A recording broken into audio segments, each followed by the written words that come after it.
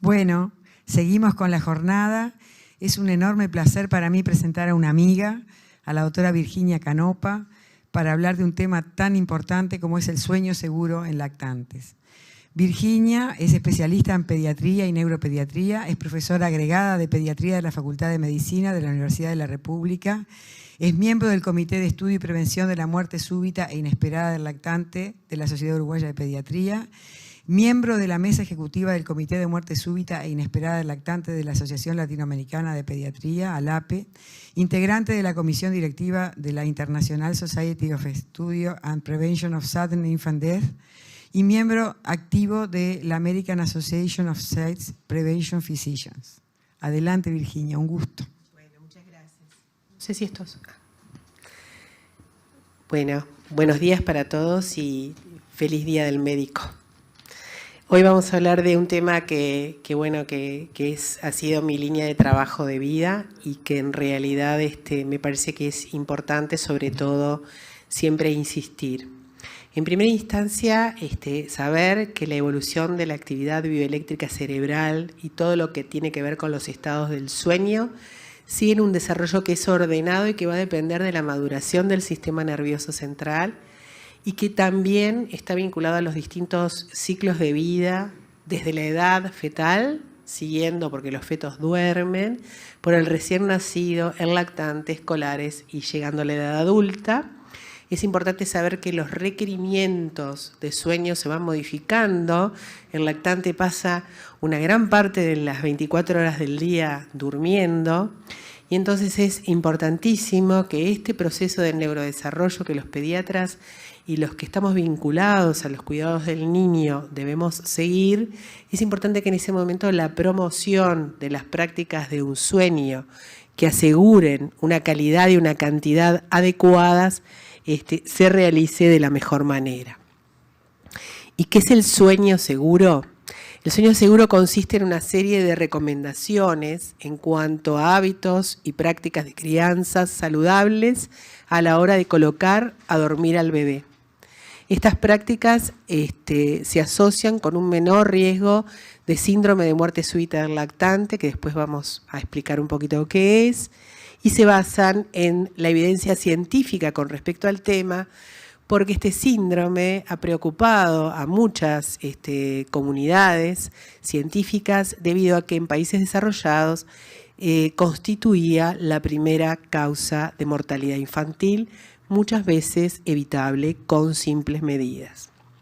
Si nosotros nos fijamos en esta gráfica, voy a usar el cursor, vemos que del 2004 al 2018 ha habido un descenso, una tendencia descendente de la mortalidad infantil con pequeñas fluctuaciones durante todo este periodo de 14 años y que esta mortalidad infantil ha disminuido fundamentalmente a expensas del componente postneonatal. En 2018, según el CIE-10, 90% de las muertes ocurren en ese periodo perinatal vinculadas a la prematurez y malformaciones congénitas. Acá tenemos un 46% a condiciones originadas en el periodo perinatal, 33,8% a malformaciones congénitas y un 8,2% a síntomas, signos y hallazgos clínicos y de laboratorio no clasificados en otro lugar, que constituye la codificación CIE-10 R90-R99 y que especialmente nos vamos a dedicar. En 2019, la tasa de mortalidad infantil se mantuvo también en tendencia decreciente, con un 6,83 por 1000 nacidos vivos. Se mantiene también la tendencia decreciente en esos casos que les mostré habían sido codificados dentro del R90, R99, y este grupo fundamentalmente integra el síndrome de muerte súbita infantil, en el cual el diagnóstico ha mejorado por la creación del programa 1000, la disminución de pronto del número de muertes en este periodo, en estos periodos, desde la creación del programa 1000 es porque se ha llegado a encontrar muertes explicables que sin el procedimiento que se sigue en de una autopsia cuidadosa, con una investigación del lugar de fallecimiento y de la historia clínica y una discusión multidisciplinaria de aquellos niños que fallecen en forma inesperada o antes de la llegada a su domicilio, y que es algo que está reglamentado por una ley vigente, no hubiera sido posible. La muerte súbita e inesperada, un poco para hablar de terminologías del lactante, es aquella que ocurre en un niño previamente sano en forma repentina, en un menor de 1 año, en el cual luego de una investigación médica legal su causa todavía no queda aclarada, y esta puede ser, luego de la misma, explicable o no explicable. En el síndrome de muerte súbita del lactante es una MSIL, es una muerte súbita e inesperada, pero es aquella en la cual, luego de una autopsia cuidadosa, una investigación del hecho y de la historia clínica del paciente, no se encuentra ninguna causa que la justifique. ¿Y por qué puede pasar esto? ¿Por qué un niño puede fallecer? Y bueno, existen varias hipótesis que vinculan factores genéticos, que vinculan mutaciones de genes, pero tal vez la que tiene más vigencia, y es de Finn, Kinney y colaboradores, ya desde el año 1994, ya hace un siglo atrás, estamos frente a un lactante que puede ser vulnerable, hay mayor incidencia en varones, prematuros, o aquellos que han tenido una exposición prenatal al tabaco o al alcohol, o que tienen alguna canalopatía, que en un periodo crítico de su desarrollo, porque es un niño que aún no tiene desarrollados los sistemas de autorregulación y autonómicos, frente a un estresor exógeno, que en este caso puede ser la posición al dormir, el sobreabrigo, el colecho, la exposición al tabaco, todos estos factores, triples factores, se unen, y el desenlace es el síndrome de muerte súbita del lactante. Existen factores de riesgo que están estudiados ampliamente, como la posición al dormir, el tabaquismo durante y después del embarazo, la prematurez y prácticas de entorno inseguro durante el sueño, pero también hay factores protectores, lactancia materna, compartir la habitación de los padres, pero no la cama, y el uso del chupete. Estos factores de riesgo son los que fueron profundamente analizados por la comunidad científica y los que han permitido las recomendaciones y han permitido encontrar grupos de riesgo sobre los cuales los médicos y aquellos integrantes del equipo de salud, enfermeras de las nursery, del primer nivel de atención, deben tener en cuenta, porque esos son niños que muy probablemente tengan mayor predisposición. Y dentro de ellos hay factores maternos y prenatales, como por ejemplo el tabaquismo, el alcoholismo, el embarazo en un adolescente que no tiene una buena contención familiar, multiparidad, etcétera, y factores dependientes del lactante que van a tener que ver con el sexo masculino, algún factor racial, enfermedades previas que hacen que ellos sean más vulnerables para padecer una muerte súbita e inesperada. Factores sobre los que muchas veces con una buena información a la familia nosotros podemos actuar. ¿Y qué dicen las evidencias sobre el sueño seguro? ¿Sobre dónde giran fundamentalmente? Sobre la posición al dormir, que ese es un tema que había sido sumamente debatido, pero desde el año 92-95 en adelante el cambio en la posición al dormir de los niños ha logrado un descenso de casi un 50% en los países desarrollados de los niños que tenían esta causa de muerte, del entorno de sueño, de lugares inseguros, y de eso vamos a hablar, del tabaquismo, el colecho y de la lactancia materna. Son todos aquellos factores sobre los que nosotros podemos intervenir y actuar en pos de un sueño seguro. En el primero, colocar el lactante boca arriba al dormir. Y bueno, esto lo hemos repetido muchas veces, la posición prona al dormir, es decir, boca abajo, aumenta el riesgo de muerte súbita del lactante. Lactantes que habitualmente duermen boca arriba y circunstancialmente son rotados, también tienen un riesgo aumentado. Hay mitos con la posición supina porque plantean, se puede aspirar si lo pongo boca arriba, puede atragantarse, si tiene un reflujo puede que el contenido gástrico pase a la vía aérea, pero cuando nosotros vemos estas dos figuras, esta en la cual el niño está boca arriba y donde tenemos la vía aérea aquí adelante y por debajo el esófago, vemos que es menos probable que el contenido del esófago pase a la vía aérea, y en cambio cuando está boca abajo es mucho más probable que por gravedad pase la vía aérea y tenga el riesgo de asfixia o de aspiración de contenido gástrico. ¿Y cuáles son los mecanismos por los cuales la posición prona aumenta el riesgo de morir por muerte súbita? Y conocerlos es bueno porque así uno puede explicarle a los padres, ¿no? Respirar el anhídrido carbónico que exhalan, disminuye la pérdida de calor y entonces tienen peligro de sobrecalentamiento, disminuyen los microdespertares, el niño que duerme boca arriba tiene microdespertares que son importantes y que además están poniendo permanentemente en juego la maduración de la secreción de serotonina y de neurotransmisores. Hay una alteración en el control autonómico del sistema cardiovascular que de por sí es inmaduro, ¿verdad? Disminución de la presión arterial, aumento de la temperatura de la vía aérea con mayor predisposición a infecciones, es decir, un montón de explicaciones de las cuales dejamos acá las citas bibliográficas que son incluso no tan recientes pero que tienen vigencia. Lo otro tiene que ver con el entorno de sueño y siempre en la medida de lo posible. Recordar que el bebé, el mejor lugar que tiene para dormir es su propia cuna, con un colchón duro, que no haya objetos blandos dentro del colchón, que sea el colchón y no otros nidos de los cuales después vamos a hablar y que dependen,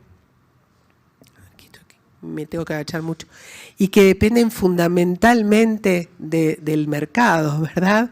Que use ropa cómoda para dormir, tratar de que nada cubra la cabeza del bebé y no dejar que nadie fume cerca del niño. Cuando no es posible contar con una cuna, entonces, ¿dónde puede dormir el niño? Bueno, se han ideado, ¿verdad?, distintas opciones. Ustedes se acuerdan que las últimas campañas del Ministerio de Desarrollo Social han tratado de entregar cunas a los niños. Otras veces son cajas, como las cajas de Finlandia, que se pueden colocar entre medio de la cama. No es lo más seguro, pero hay lugares particularmente inseguros y que me gustaría resaltar. Y acá tenemos este trabajo de la doctora Norma Rosato del año 2013 sobre los nidos de contención, las cerraduras o algunos dispositivos que se ponen para que el niño no caiga si lo ponemos de lado. Todos esos artículos que están tan en boga en el mercado y que uno ve 1000 publicidades al respecto no son seguros. Porque si uno no está controlando al niño, el riesgo de asfixia, el riesgo de atrapamiento, ¿verdad?, el riesgo de sofocación aumenta, así como el de sobrecalentamiento. Si bien estos objetos se pueden usar en el CTI o en la nursery cuando un niño es prematuro como para contenerlo, una vez que el niño es dado de alta debe dejar de usarlos por estos motivos. Y uno de los fundamentos que expresa la colega es que a pesar de haber disminuido la muerte súbita del lactante por tornarlo boca arriba, han aumentado otras causas como la asfixia, el atrapamiento y la sofocación. También digo lo mismo con respecto a las muertes asociadas con los dispositivos para llevar al niño en los autos. Cuando esos dispositivos son bien empleados para trasladar al niño, no ha visto estos autores un aumento de la mortalidad, pero sí los ha visto en niños que son usados como para sustituir una cuna o a veces superficies para elevarlos. Igual, en un alto número de casos estudiados, solamente hubo 14, en una serie como de 1000 y pico, 14 niños fallecidos, 4 de ellos tenían una condición, ¿verdad?, una condición previa patológica, y de los 10 restantes no se encontró una causa que lo justificara, y eran niños que habían optado por utilizar estos aparatos para sustituir una cuna. No se olviden que el cuello del lactante es muy cortito, puede flexionarse y así obstruir la vía aérea.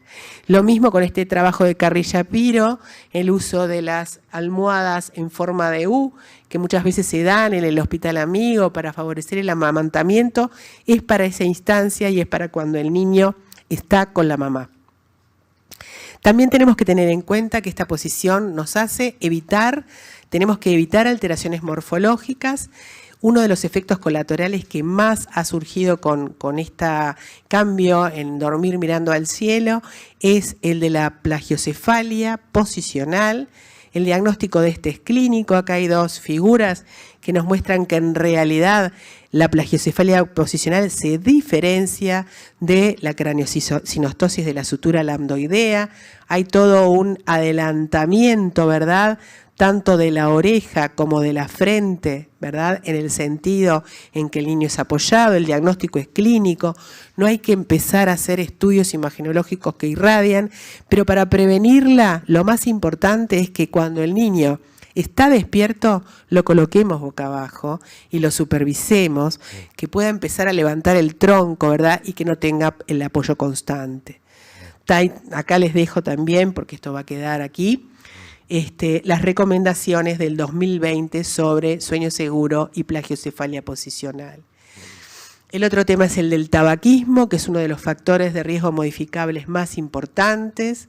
Es una de las causas prevalentes y prevenibles de morbimortalidad infantil en todos los aspectos, porque nosotros sabemos que no solamente la muerte súbita del lactante, que es un pequeño porcentaje en las muertes inesperadas, pero sobre todo el favorecedor de las infecciones respiratorias.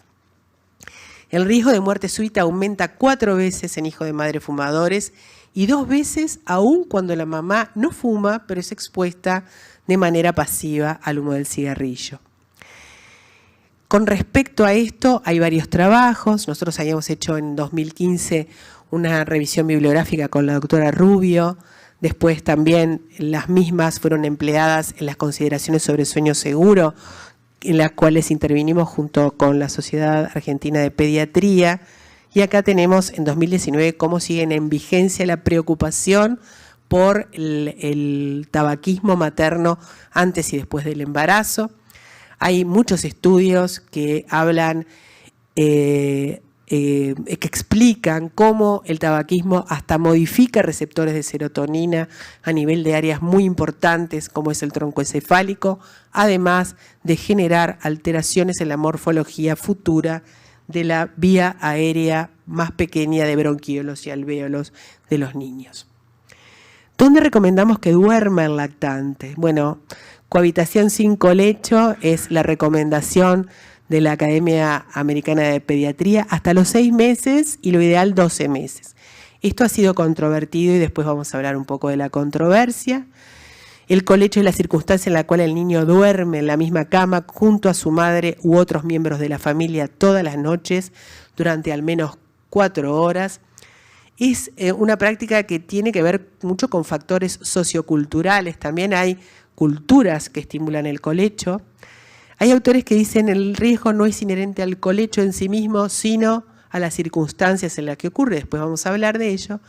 Pero lo que sí decimos es que no debería ser la única opción que tenga una familia socialmente vulnerable, ¿verdad?, cuando tiene que pensar en cómo colocar a dormir a su hijo. Y si no tiene otra, esa familia debe ser adecuadamente informada sobre cuáles son las condiciones que lo hacen más inseguro.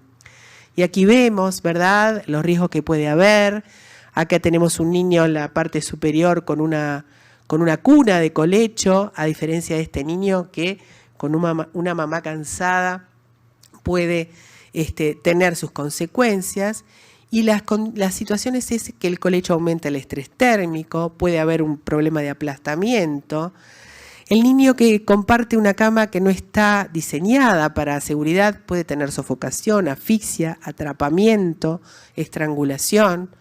Los niños que presentan colecho tienen más episodios de desaturación y esto se soporta en la literatura que les muestro a continuación.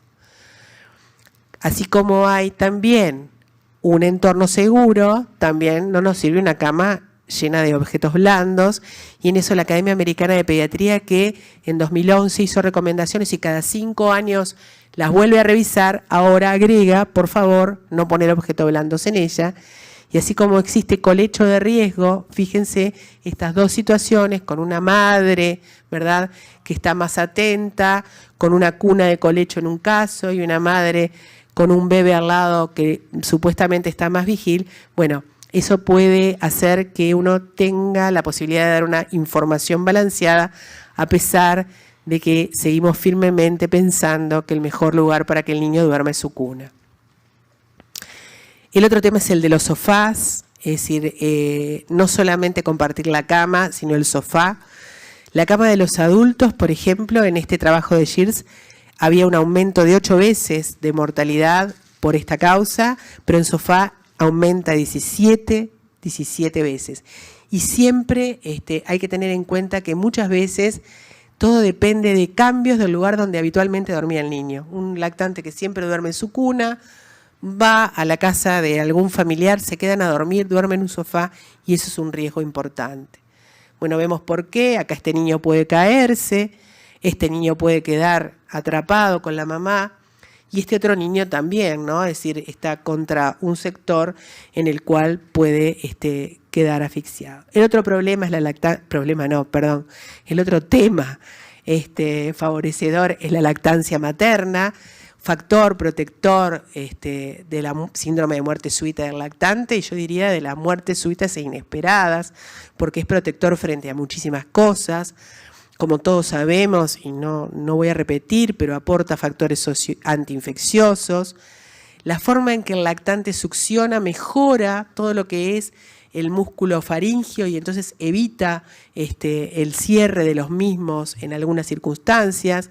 El niño tiene mayor capacidad de girar el cuello, recibe mayor proporción de sustancias que son importantes para su desarrollo, y además las madres que amamantan permanecen más contacto con sus hijos durante la noche, se intercambian estímulos sensoriales y se modifica el patrón de sueño, y así como la posición boca arriba aumentan los microdespertares, las infecciones se atenúan, ¿verdad? Aumenta el diámetro de la faringe. Esto es un poco lo que acabábamos de señalar, pero menos lactancia, más cigarrillo, y en eso tenemos que ser firmes. Acá esta diapositiva lo que muestra es que la duración de la lactancia disminuye el riesgo. Ven cómo disminuye el riesgo de morir por SIDS a medida que aumentan los meses en que la lactancia predomina. Acá es simplemente un cuadro que dice lo mismo de las recomendaciones de la Academia Americana de Pediatría de 2011 y 2016 basadas en la evidencia. Otro tema importante con la lactancia es el famoso contacto piel a piel, que es tan importante cuando nace un niño, pero que lo que sí decimos es que tiene que estar supervisado por personal de enfermería, alertar a los padres que este es un periodo muy vulnerable de la vida del niño, ¿verdad? Y además hay algo que no está escrito acá, pero que yo lo digo porque ya es como un karma, y es madres amamantando con el celular o sacando fotos del niño mientras lo amamantan, que me parece bárbaro que estén todos contentos con la llegada de ese nuevo integrante, pero ojo, que no les permite tener la atención adecuada. En este trabajo, en cuanto a las tendencias en las intervenciones del pecho materno y el skin to skin, sobre todo se hizo en un hospital amigo de niños, y ellos encontraron que había correlación entre la muerte súbita e inesperada y el contacto piel a piel en menores de 7 días, ¿tá?, en este periodo de tiempo. Y luego de recomendaciones adecuadas no encontraron casos de síndrome de muerte súbita inesperada. Este autor, Perlman, critica el trabajo anterior, ¿no?, y dice, bueno, sí, no hubo, pero sí lo que ellos encontraron era que había más porcentaje de colapso súbito neonatal, es decir, es como un ALTE, para simplificarlo así, que puede tener distintas consecuencias cuando las recomendaciones y los cuidados no eran adecuados.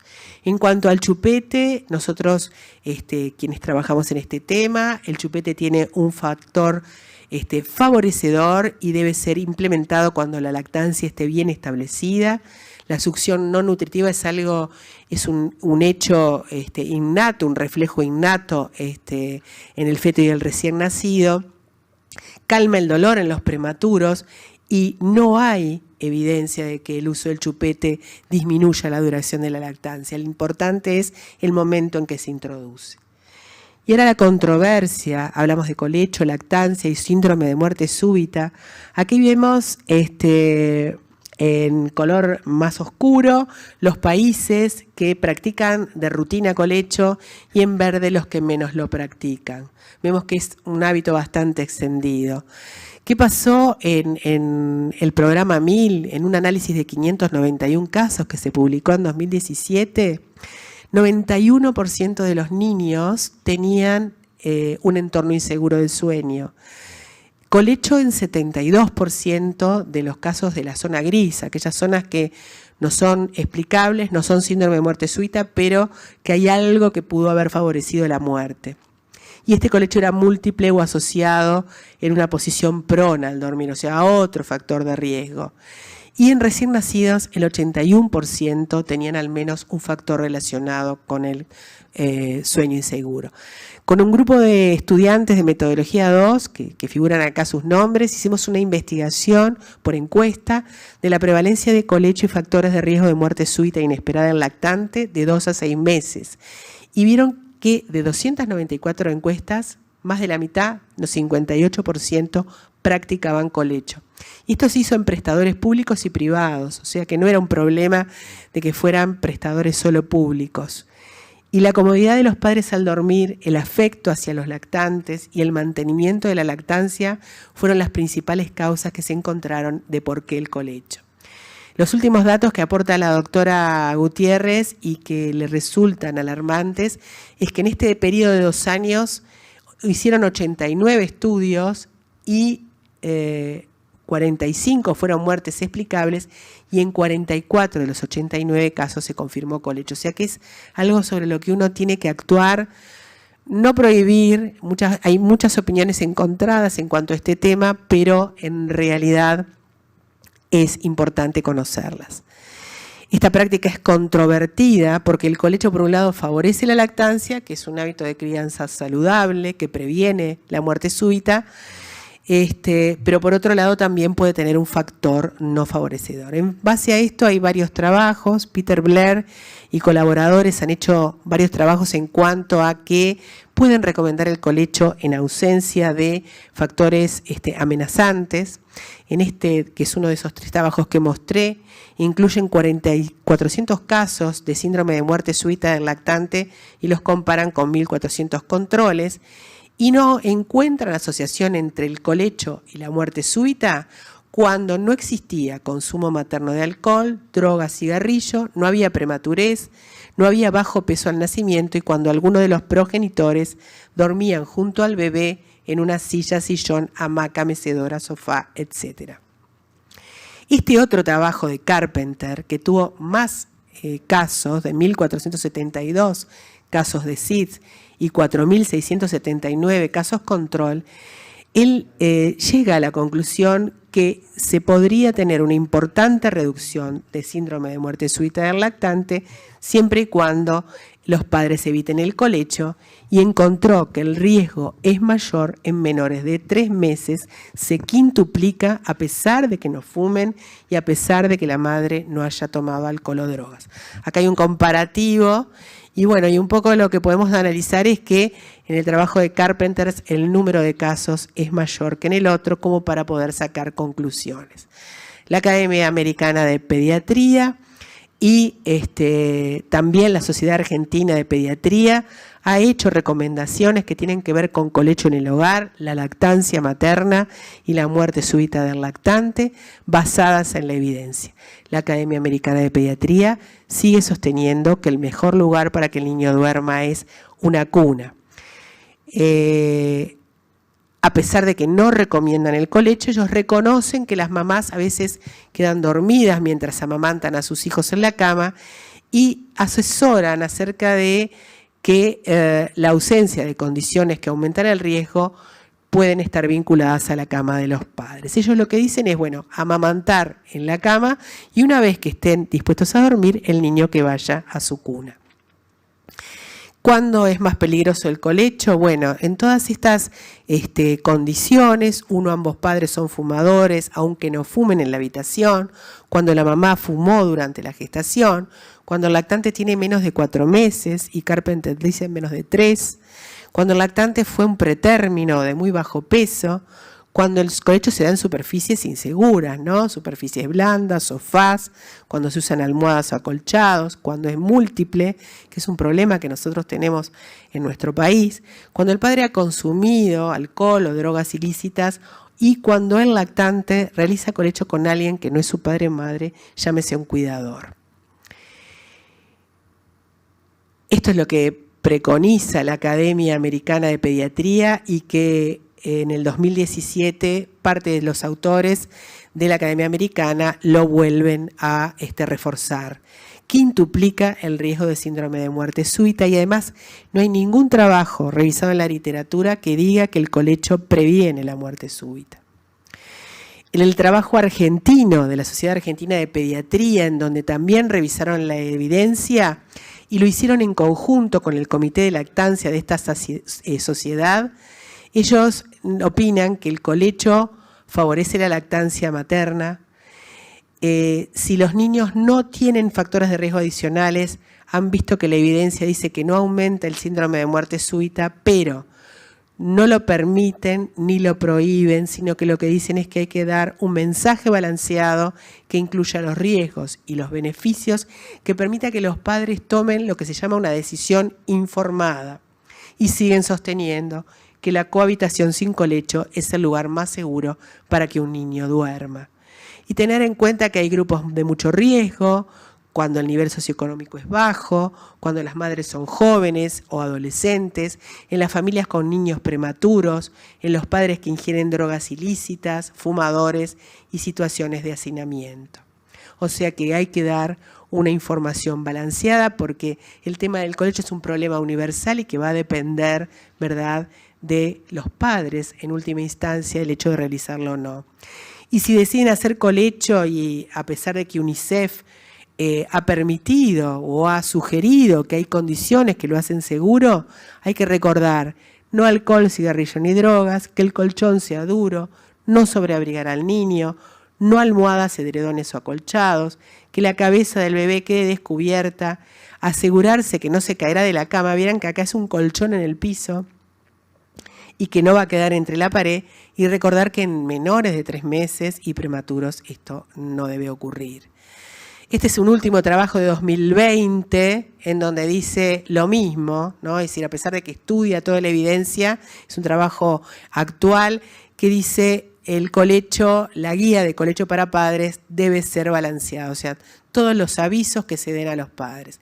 En la Asociación Latinoamericana de Pediatría, cuando hicimos el Congreso de Muerte Inesperada del Lactante en Montevideo, se llevó a cabo la Declaración Montevideo y entonces aquí también en niños menores de 4 meses, cuando uno o ambos progenitores tienen hábitos tabáquicos, aunque no fumen en la cama, cuando la mamá fumó en el embarazo, cuando el niño es prematuro o bajo peso, o cuando hay múltiples personas, cuando alguno de los padres consume, cuando se realiza con una persona que no sea el progenitor y cuando existen almohadas o ropa de cama mullida en el lecho donde duerme el niño, no recomendamos particularmente el colecho y fundamentalmente estas recomendaciones están basadas en la evidencia. ¿Recomendaciones para un sueño seguro? Las prácticas de sueño más seguro entonces son el decúbito dorsal, contar con una superficie separada y firme, sin objetos, dormir en la misma habitación de los cuidadores sin compartir la cama. Pero es importante que el asesoramiento, ¿verdad?, debe tener en cuenta que hay factores que se van yendo modificando y no tiene que tener argumentos para hablar con los padres. Y hay que ampliar los refuerzos, sobre todo en los grupos de riesgo. ¿Cuándo dar las recomendaciones? Bueno, hay muchos trabajos que nos hablan de que ya en la etapa de la gestación es importante hablar de sueño seguro y no de muerte, ¿no? Porque no es una etapa en la cual uno tenga que estar mencionando una vida que está llegando con una vida que se puede ir. Mismo también en el momento del parto, ¿verdad? En donde hay mayor vulnerabilidad de la madre emocionalmente. Bueno, hay que decir, así como le digo, tome pecho, porque, bueno, vamos a tratar de que duerma en un ambiente donde respire mejor, donde en realidad no duerma con otro, donde no pongan objetos blandos, todo para que ese sueño, que era lo que decía al inicio de la charla, sea un factor de neurodesarrollo biológico necesario y que sea bueno en calidad y en cantidad, y además lo prevenga de enfermedades e incluso de desenlaces que no son los más apropiados. En Uruguay tenemos varias campañas, la de 2016, la de 2018, que está integrada por SUF, UNICEF, el Ministerio de Salud, el MIDES y Uruguay Crece Contigo, que incluye, ¿verdad?, a la anterior, el uso del chupete y la necesidad de la cohabitación sin colecho. Esto se vuelve a ratificar en ALAPE. Y ahora lo único que quería decir, 2 o 3 cosas, es qué debemos reforzar y qué debemos cambiar en las recomendaciones de sueño seguro en épocas de pandemia.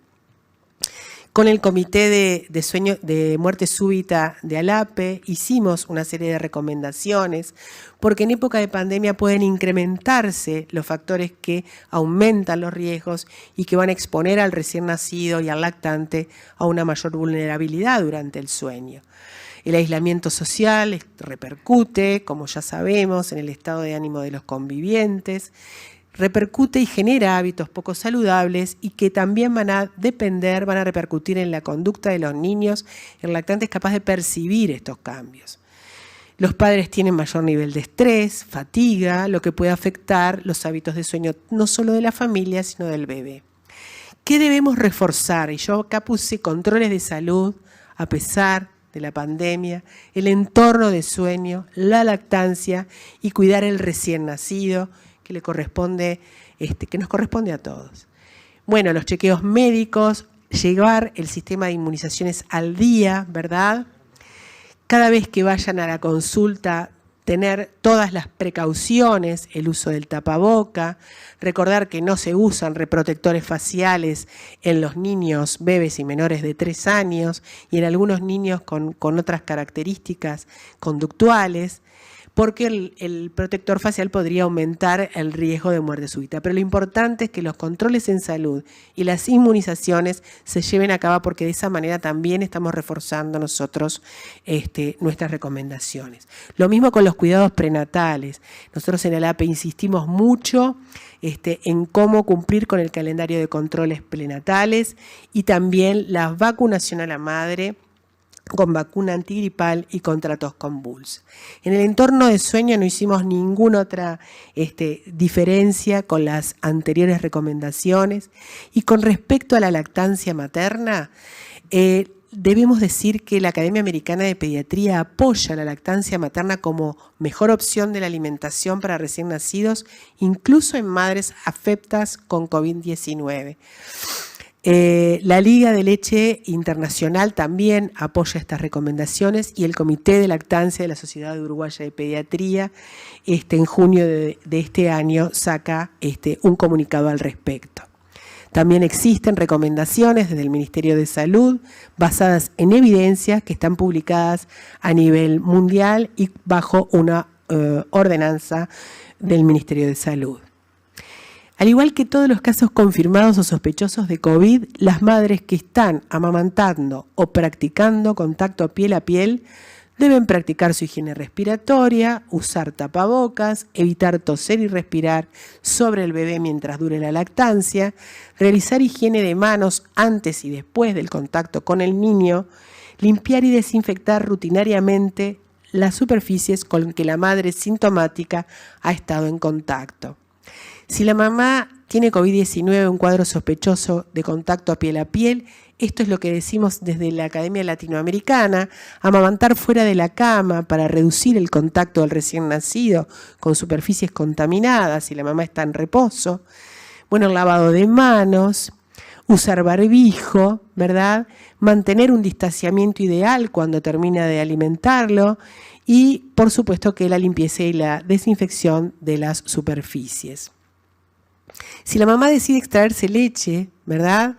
Utilizar un extractor de uso exclusivo suyo y realizar con él una higiene adecuada, con un buen lavado de manos, el uso de barbijo. Luego de realizar la extracción, desmostar el extractor y esterilizarlo.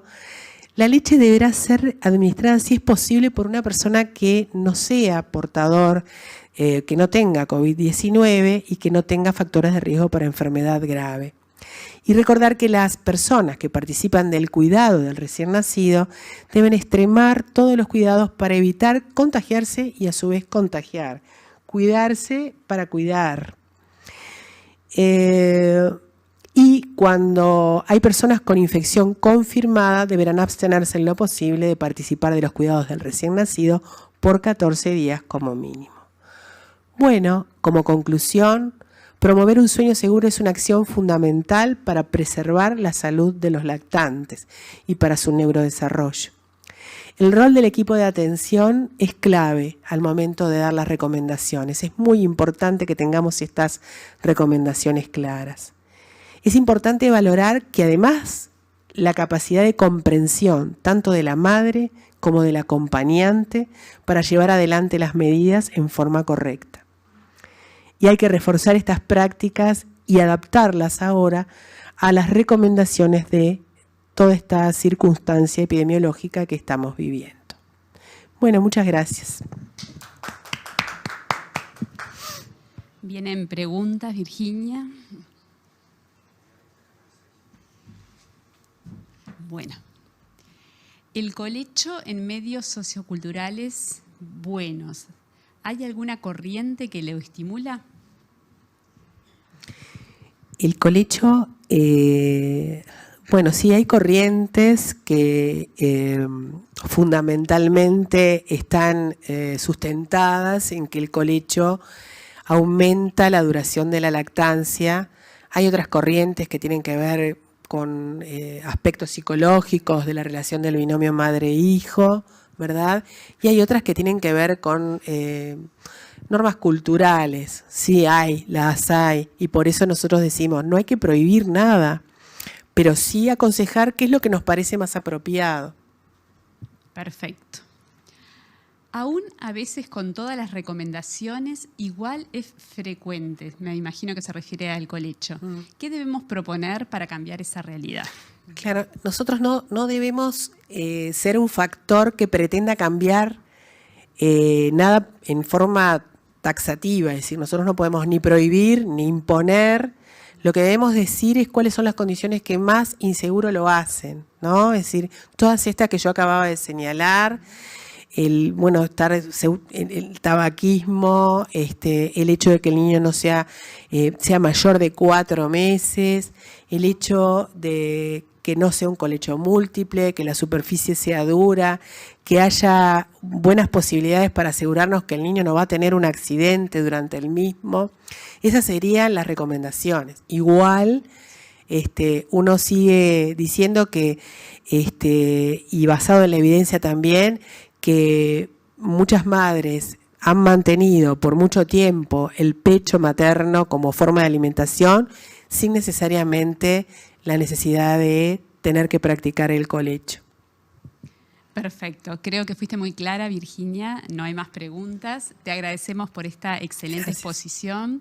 Es un tema que por supuesto todos hemos sentido exponer en otras oportunidades, pero está totalmente actualizado y nos refuerza esos conceptos que ya tenemos. Así que muchísimas gracias.